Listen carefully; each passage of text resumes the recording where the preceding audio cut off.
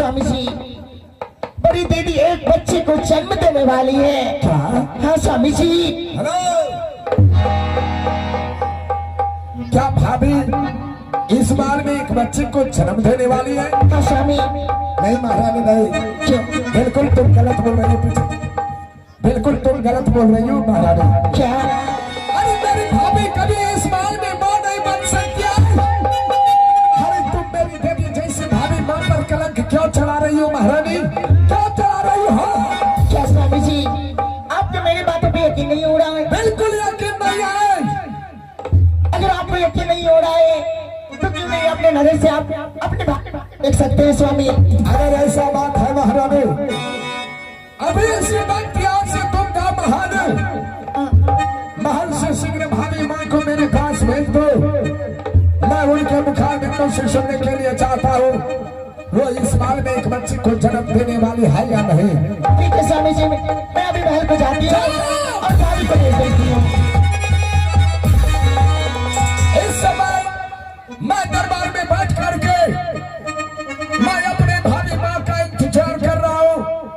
कब आएंगे दरबार में मेरी भाभी माँ, जो मैं उनके मुखारबिंदों से सुनूंगा इस साल में वो एक बच्चे को जन्म देने वाली है। मैं इस समय दरबार में बैठ कर भाभी का इंतजार कर रहा हूँ।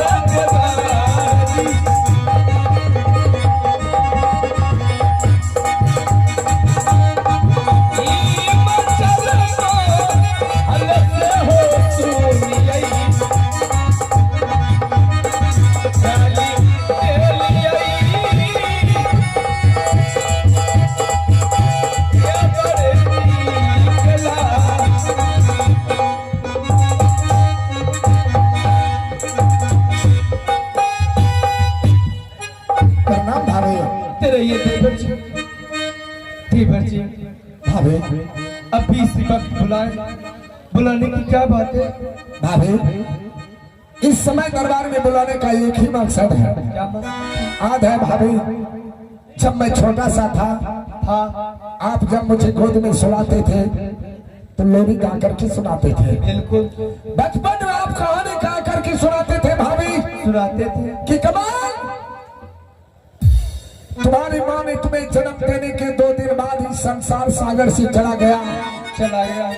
उस दिन से आज तक मैं तुम्हें देवर की तरह नहीं औलाद की तरह पोस पाल करके बड़ा किया। इस माधोपुर शहर में उंगली पकड़ कर चलने के लिए सिखाया। हाँ भाभी, ये सब मैं जिंदगी में कभी नहीं भूल सकता। क्यों नहीं देवर जी? आपके मुखारबिंदों से निकले हुए हर एक शब्द मैं भगवान की तरह प्रसाद की तरह स्वीकार कर लेता हूँ। क्यों नहीं देवर जी? भाभी आज मैं आपसे कुछ सवाल करने के लिए चाहता हूँ। क्या करने के लिए चाहते हैं देवर जी? भाभी मुझे आज ही महल में मालूम हुआ कि मेरी भाभी माँ एक बच्चे को जन्म देने वाले है, एक बच्चे की माँ बनने वाली है। हाँ देवर जी, ये बात सत्य ही है। क्या? कि मैं इस महल में एक बच्चे की माँ बनने वाली हूँ। ये आपका रे भाभी? हाँ। तो ये सत्य है, इस हवेली में आप एक बच्चे को जन्म देने वाली है। हाँ मैं जन्म देने वाली हूँ। भाभी क्या हो गया देवर जी? ये खुशखबरी सुन करके लगता है कि मैं खुशी से पागल हो जाऊंगा। हाँ भाभी। क्यों नहीं देवर जी? लगता है कि मैं खुशी से पागल हो जाऊंगा। लेकिन पागल होने से पहले ये मैं जानने के लिए चाहता हूँ भाभी, जानने के लिए तुम्हारे शरीर में जो खून पल रहा है, तुम्हारे शरीर में जो बच्चे पल रहे हैं, क्या मैं जान सकता हूँ कि ये खून किस हरामी का तुम्हारे शरीर में पल रहा है? बताओ उसका मैंने क्या नाम? अगर इसे जिंदा जमीन में नहीं दबना या तो मेरा नाम कमल राज ये आप क्या कह रहे हैं? किसी गंदे इंसान का खून मेरे गर्भ में नहीं पड़ रहा है। तो फिर उस इंसान का खून पड़ रहा है कमलराज, जो कि इंसान इस महल में नहीं है। नहीं है, वो आपका भाई है। बिल्कुल गलत भाभी, बिल्कुल गलत। क्यों? हर दिल और दिमाग से सोच भाभी, जब तक इस हवेली में मेरा भैया रहा तब तक तुम कभी बच्चे को जन्म नहीं दे सकी। नहीं दे सकी। जब मेरा भैया इस समय जंगल चला गया तब तुम इस हवेली में बच्चे को जन्म देने के लिए आई हो। बिल्कुल गलत भाभी, बिल्कुल गलत। ये खून मेरे भाई का कभी नहीं हो सकता है। हाँ हाँ कमलराज, मैं सच कह रही हूँ, ये खून आपका बड़े भाई का खून पड़ रहा है। भाभी अभी से कुछ देर पहले मैं कह रहा था कि आपके मुखार बिंदु से निकला हुआ हर एक शब्द मैं भगवान की तरह स्वीकार कर लेता। चलो ये बात भी मैं मान लिया भाभी, आपके शरीर में जो खून पल रहा है, हाँ। ये मेरे भाई का पल रहा है। लेकिन भाभी इस समय आपके पास कोई ठोस सबूत है जो इस समय वो सबूत दिखा करके साबित कर सकते हो सचमुच में ये खून मेरे भाई का पल रहा है? इस बच्चे का ठोस सबूत हाँ मैं कहां से दिखाऊं? लेकिन देवर जी, जब तक मैं इस बच्चे को जन्म नहीं दे पाती हूँ इस महल में, तब तक मैं आपको ठोस सबूत कैसे दिखाऊं? तो इस समय तुम्हारे पास कोई ठोस सबूत नहीं है। नहीं। बच्चे को जन्म देने के बाद तुम्हारे पास ठोस सबूत होगा। बिल्कुल गलत भाभी, बिल्कुल गलत। जरा अपने दिल और दिमाग से सोच, यहाँ के प्रजागण जानेंगे कि कमल राज का भाभी एक बच्चे को जन्म दिया तो तमाम प्रजागण कमल राज पर झुकेंगे। कोई अपने भाई को जंगल भेज दिया और अपने देवी जैसी भाभी को अपना रखेल बना लिया। क्या? नहीं भाभी नहीं, एक बात कान खोल करके सुन लो भाभी, हाँ देवर जी। अगर इस बच्चे को जन्म देने के लिए चाहती हो तो इस हवेली में नहीं, इस हवेली को छोड़ करके जंगल जाना होगा। क्या? अगर इस महल में रहने के लिए चाहती हो भाभी, हाँ। इस महल को छोड़ करके जाने के लिए नहीं चाहती हो, हाँ कमलराज, ये जो तुम्हारे गर्भ में बच्चे पाल रहे हैं, पाल रहा है, इसे खत्म करना पड़ेगा। फैसला तुम्हारे हाथ में है भाभी, फैसला जरा सोच समझ करके देना। इस महल में रहने के लिए चाहती हो कि इस महल को छोड़ करके जाने के लिए चाहती हो? नहीं कमलराज, मैं इस महल को छोड़कर नहीं जाऊंगी, लेकिन मैं रहूंगी इसी महल में और चल में भी दूंगी इसी महल में। अरे कमल राज के हुक्म के बिना इस हिमाचलपुर शहर में एक पत्ता भी नहीं हिल सकता है। तो फिर तुम बच्चे को क्या जन्म दोगे भाभी? ये नामुमकिन है भाभी, ये बिल्कुल नामुमकिन है।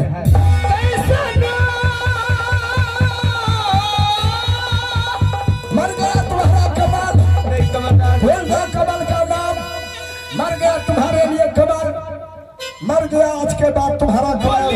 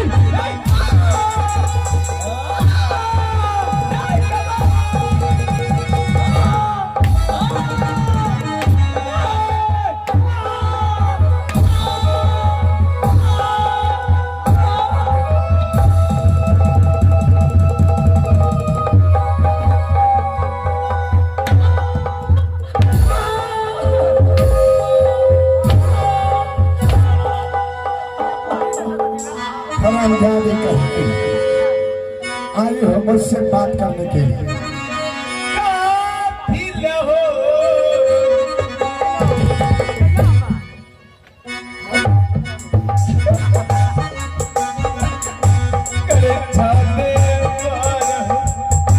मर गया तुम्हारा देवर, मर गया हरामजादी।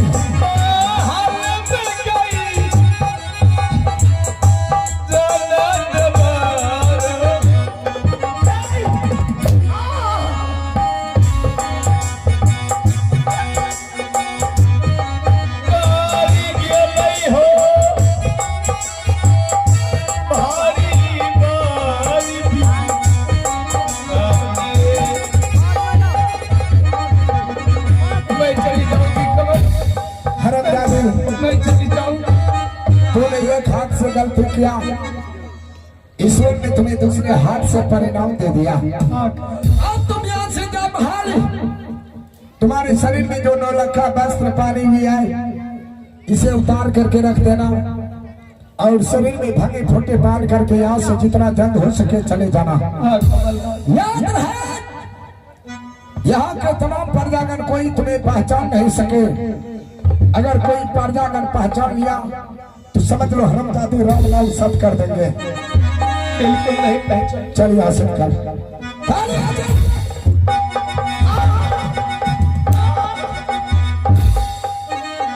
हरमजादी कहेंगे हम, ये हरमजादी यहाँ से जंगल जाएंगे। जंगल में इस हरमजादी को नोच नोच कर कोई जानवर खा जाएंगे। ये हरमजादी जंगल में मर जाएंगे, साथ ही साथ इसके बच्चे भी खत्म हो जाएंगे। और वो हरमजादा कब को जंगल गया है, वो तो जंगल में मर गया होगा। अब मैं इस हिमाचल पुरसार का इकलौता राजा बन गया। अब मैं अपने इस उंगली के इशारे पर मैं अपने तमाम प्रजागण को जिधर चाहूंगा घुमाने के लिए इस इशारे पर उधर घूमेगा। अब मैं यहाँ से चलता हूँ, महल में 10 भर दारू पिएंगे और दरबार में मुन्नी माई को बुला करके आज मुजरा सुनेंगे अपने दरबार में। आइए चलता हूँ 10 भर दारू पीने के लिए।